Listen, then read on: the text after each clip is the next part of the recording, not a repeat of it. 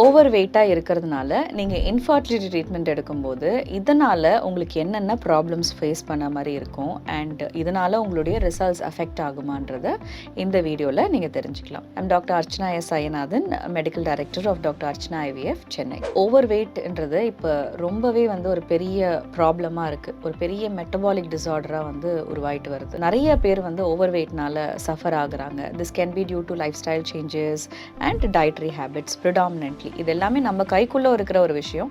இதை நம்மளால் கண்ட்ரோல் பண்ண முடிஞ்சதுன்னா அந்த ஓவர் வெயிட்ன்றதை நம்ம டிஃபீட் பண்ண முடியும். ஆனாலுமே நிறைய பேரால் அது பண்ண முடியல. அண்ட் ஓவர் வெயிட்டாக இருக்கிறவங்க ஃபர்டிலிட்டி ட்ரீட்மெண்ட்ஸ் எடுக்கும்போது அவங்களுக்கு நிறைய ப்ராப்ளம்ஸ் அவங்க ட்ரீட்மெண்ட் எடுக்கும்போது ஃபேஸ் பண்ணுறாங்க.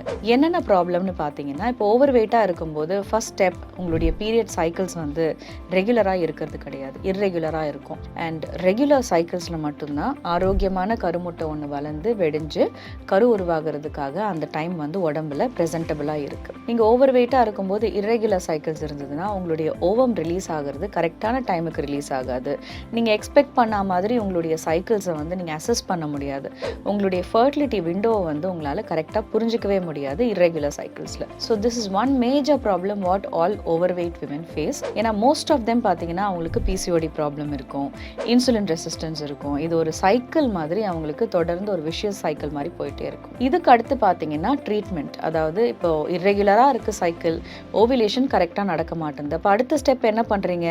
அடுத்து ஒரு ஃபர்டிலிட்டி ஹாஸ்பிட்டல் போகிறீங்க, கிளினிக் போகிறீங்க, நீங்கள் தெரிஞ்சுக்கிறீங்க. So irregular cycles and weight இந்த ரீசன்ஸ்னால என்ன பண்ணுறோம், கொஞ்சம் ஒரு ஸ்டெப் அப் போய் higher advance treatment like IVF அந்த மாதிரியான ட்ரீட்மெண்ட் ஆப்ஷன்ஸ்லாம் அவங்க செலக்ட் பண்ணுறாங்க. அந்த மாதிரியான ட்ரீட்மெண்ட்ஸ் ஆப்ஷன் செலக்ட் பண்ணும்போதுமே ஓவர் வெயிட்டாக நீங்கள் இருந்தீங்கன்னா சில ப்ராப்ளம்ஸ் நீங்கள் ஃபேஸ் பண்ண வேண்டி வரும். என்னன்னு பார்த்தீங்கன்னா, இப்போ நம்ம ஸ்டிமுலேஷன் ஸ்டார்ட் பண்ணுறோம் ஐவிஎஃப்ல. Stimulation injections based on your body weight, அதாவது பாடி மாஸ் இண்டெக்ஸ் அப்படின்னு சொல்லுவோம்ல, அதை பேஸ் பண்ணி தான் கால்குலேட் பண்ணுறோம்.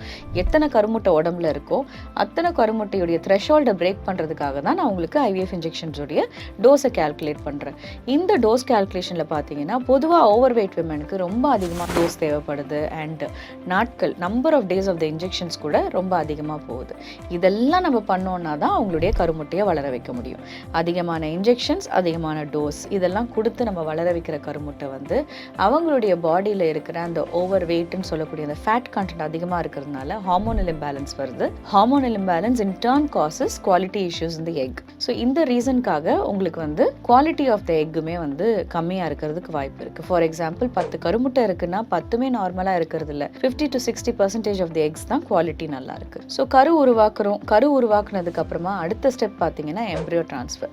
ஸோ எம்ப்ரியோ ட்ரான்ஸ்ஃபரில் நீங்கள் என்னென்ன ப்ராப்ளம்ஸ் ஃபேஸ் பண்ண போகிறீங்க ஓவர் வெயிட்டாக இருக்கும்போது அப்படின்னு பார்த்தீங்கன்னா, நம்ம கொடுக்குற மெடிகேஷன்ஸ் எதுவாக இருந்தாலுமே as I earlier told you IVF stimulation இன்ஜெக்ஷன்ஸ்னு சொன்னேன் இல்லையா, அதே மாதிரி நம்ம கொடுக்குற மாத்திரை ப்ரொஜெஸ்ட்ரான் சப்போர்ட் கொடுக்குறோம் இல்லையா ஃப்ரோசன் எம்ப்ரியோ ட்ரான்ஸ்ஃபர்ஸ்லாம். இந்த ப்ரொஜெஸ்ட்ரான் சப்போர்ட்டுக்கு கொடுக்குற மெடிசன்ஸுமே உங்களுடைய பாடி மாஸ் இண்டெக்ஸை பேஸ் பண்ணி தான் நம்ம கொடுக்குறோம். எம்ப்ரியோ ட்ரான்ஸ்ஃபர் பண்ணதுக்கு அப்புறமாவும் அடிஷ்னல் மெடிசன்ஸ் தேவைப்படும், அடிஷ்னல் ரூட்ஸ் ஆஃப் மெடிசன் தேவைப்படும். ஓரல் மட்டும் இல்லாமல் வெஜைனல், இன்ஜெக்டபிள் இதெல்லாம் உங்களுக்கு தேவைப்படும்.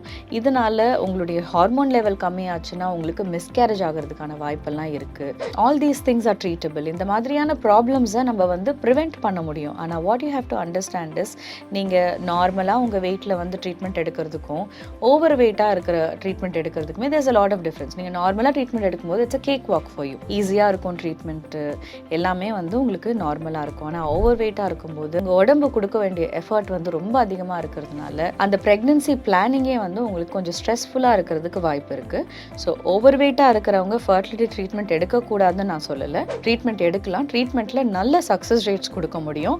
ட்ரீட்மெண்ட்டில் நீங்கள் ப்ரெக்னென்ட் ஆகி உங்களுக்கு நல்ல ஆரோக்கியமான குழந்தையும் கொடுக்க முடியும். பட் ஆனால் what you have to remember is, அந்த ட்ரீட்மெண்ட் ப்ராசஸ் கொஞ்சம் டிஃபிகல்ட்டாக இருக்கிறதுக்கு சான்சஸ் இருக்குது. ஒரு சின்ன எக்ஸாம்பிள் சொல்லணும்னா, நான் ட்ரீட் பண்ண பேஷண்ட்ஸ்லேயே ஹையஸ்ட் வெயிட் என்னன்னா கிட்டத்தட்ட 150 kgs வரைக்குமே ட்ரீட் பண்ணியிருக்கேன்.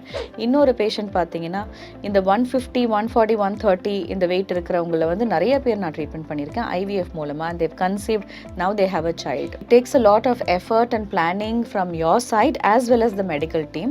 So please understand, overweight-ஆ இருக்கீங்கன்னா கொஞ்சம் வெயிட் ரிடக்ஷன் பண்ணிட்டு உங்கள் ட்ரீட்மெண்ட் ஸ்டார்ட் பண்ணுறது உங்களுக்கு இந்த ஜாபை ஈஸியாக்கி கொடுத்துரும்.